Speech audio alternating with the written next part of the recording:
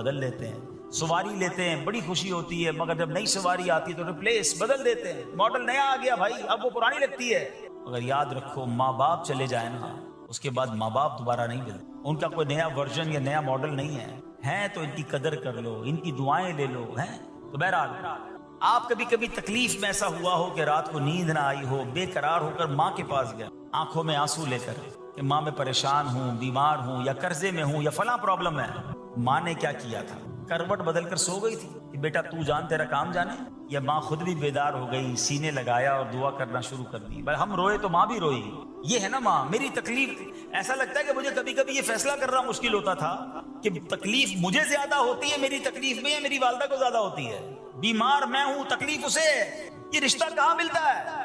مگر مجھے ایک بات بتاؤ، جب میری تکلیف پر رات نیند چھوڑ کر بستر چھوڑ کر میں ماں کے پاس گیا، ماں نے سینے لگایا، تو اگر میں اپنا بستر چھوڑ کر آنکھوں میں آنسو لیے میری ماں سے مجھے کہیں زیادہ پیار کرنے والے رب کی بارگاہ میں چلا گیا، تو اس کی رحمت کیا مجھے مایوس کر دے گی؟ میری ماں کے دل میں جو ممتا ہے نا، وہ بھی میرے رب نے ڈالی ہے.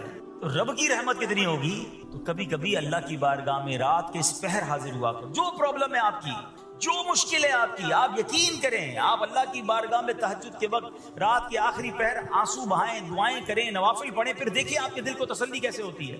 آپ کا ایمان تازہ ہو جائے گا، اور آپ نے دیکھا کہ ایسے وقت عبادت کرنے والوں سے رب کتنا راضی ہوتا ہے. اللہ کرے یہ بات ہمیں سمجھ آ جائے. اسی طرح عظیم صحابی حضرت عبداللہ ابن مسعود رضی اللہ عنہ سے روایت ہے، پیارے آقا مکی مدنی مصطفیٰ صلی اللہ تعالی علیہ وسلم نے فرمایا، ایک بندہ رات کو اٹھتا ہے، اچھی طرح وضو کرتا ہے، پھر اللہ پاک کی حمد کرتا ہے، اس کی بزرگی بولتا ہے، اپنے نبی علیہ الصلوۃ والسلام پر درود پڑھتا ہے، قرآن کھول کر پڑھنا شروع کر دیتا ہے.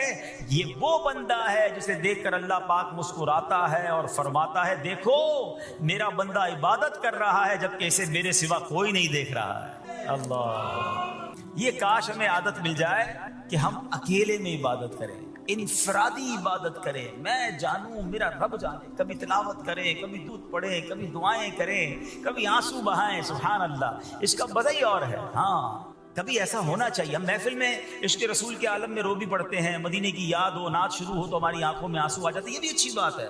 مگر کبھی کبھی رات ایسی بھی ہونی چاہیے کہ دل میں ہو یاد تیری گوشئے تنہائی، دل میں ہو یاد تیری گوشئے تنہائی ہو، پھر تو خلوت میں عجب انجمن آرائی ہو. کبھی زندگی میں ایسی راتیں بھی آنی چاہیے. وہ ہے نا، جاگ اٹھا اشکوں کا مقدر، عشق نبی میں روتے روتے کیسی گزری رات نہ پوچھو. کبھی کبھی ایسی رات بھی گزرنی چاہیے کہ آقا کی یاد میں آنسو بہ رہے ہوں، مدینے کی یاد میں، گھر والوں کو بھی پتہ نہ چلے. ہلکی ہلکی آواز میں کبھی نعت شریف لگا لیا کریں، کبھی مناجات لگا لیا کریں. ہم پتہ نہیں کیا دیکھتے دیکھتے سوتے ہیں.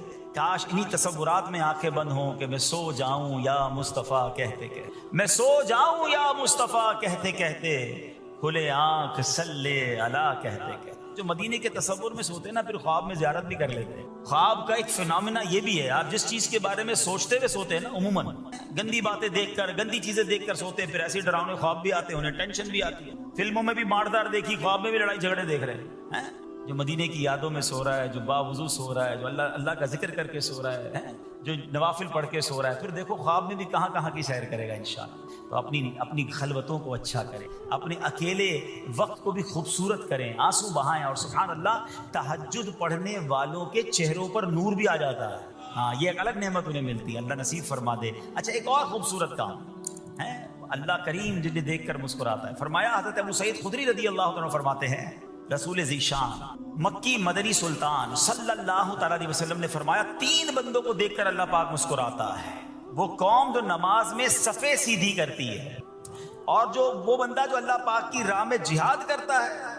تیسرا وہ بندہ جو رات کے اندھیرے میں عبادت کرتا ہے، انہیں دیکھ کر اللہ پاک مسکراتا ہے. جہاد والی بات اور رات والی عبادت کی بات تو ہو گئی. اب اس میں نئی بات سیکھنے کو ملی، صفیں درست کرنے والی. اب روز نماز پڑھ رہے ہیں، صفیں درست نہیں کر رہے ہوتے، امام صاحب کہہ کے تھک جاتے ہیں، کاندھے سے کاندھا ملائیں، صفوں کو سیدھا کریں. صفوں کو سیدھا کرنے والوں کو دیکھ کر رب کی رحمت مسکراتی ہے، رحمت برستی ہے. اب یہ کتنا آسان کام ہے، مگر اس کی طرف بھی توجہ نہیں ہوتی ہے. یاد رکھیے کہ صفیں سیدھی کرنا یہ بڑی نیکی ہے، اور اللہ کرے کہ ہم اس پر عمل کرنے والے بنیں. اور صفیں درست نہ کرنا ترک واجب، ناجائز اور گناہ ہے. سیدھی صفے نہیں کرتے، نہیں ناجائز کرتے ہیں، گناہ کرتے ہیں۔ صف درست نہ کرنے سے نماز ناقص رہ جاتی ہے۔ اور یہ بعض اوقات لوگ کہتے ہیں یار ہمیں اس نماز میں وسوسے بہت آتے ہیں، تو روایتوں میں آتا ہے صف درست نہ کرنا نماز میں وسوسے آنے کا سبب ہے۔ صفیں ٹھیک نہیں ہوں گی نا، عجیب عجیب سی باتیں دماغ میں آئیں گی۔ کیوں؟ حدیث پاک میں آتا ہے شیطان تمہارے درمیان بھیڑ کے بچے کی طرح گھس جاتا ہے، شیطان صفوں میں گھس جاتا ہے۔ صف سیدھی نہ کرنے میں چہرہ بگڑنے کا اندیشہ ہے۔ ہائے ہائے، اب ذرا غور کر لیجئے یہ کتنا ضروری ہے۔ قرآن کریم میں ایک سورت ہے سورہ صافات، اس مبارک سورت کی پہلی آیت میں اللہ پاک نے فرمایا وَالصَّافَّاتِ صَفًّا، ان کی قسم جو باقاعدہ صفے باندھے ہوئے ہیں۔ حضرت عبداللہ ابن مسعود فرماتے ہیں یہاں صفے باندھنے والوں سے مراد فرشتے ہیں۔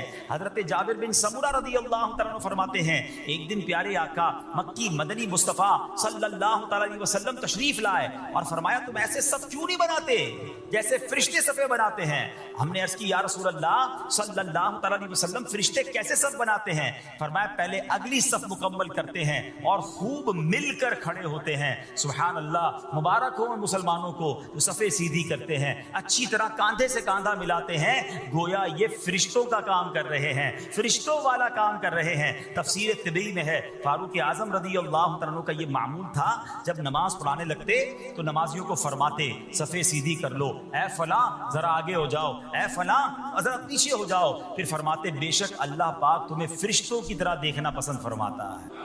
تو صفیں سیدھی رکھنا یہ فرشتوں کا انداز ہے اور اللہ کی رحمت خوب برستی ہے، گویا رب مسکراتا ہے انہیں دیکھ کر۔ تو اے میرے پیارے اسلامی بھائیوں، اور بھی بہت سارے کام ہیں جس کو دیکھ کر، جن کو کرنے سے اللہ کی رحمت چھما چھم برستی ہے۔ مسلمانوں کی پیاری امی جان حضرت عائشہ صدیقہ طیبہ طاہرہ رضی اللہ تعالی عنہا سے روایت ہے، رسول رحمت شفیع امت صلی اللہ تعالی علیہ وآلہ وسلم نے فرمایا جب بندہ مجھ پر درود پاک پڑھتا ہے تو اس کی برکت سے ایک فرشتہ اللہ پاک کی بارگاہ میں حاضر ہوتا ہے۔ اس فرشتے کے لیے حکم ہوتا ہے کہ اسے میرے بندے کی قبر کے پاس لے جاؤ تاکہ یہ میرے بندے کے لیے مغفرت کی دعا کرتا رہے اور میرے بندے کی آنکھیں ٹھنڈی ہوتی رہیں۔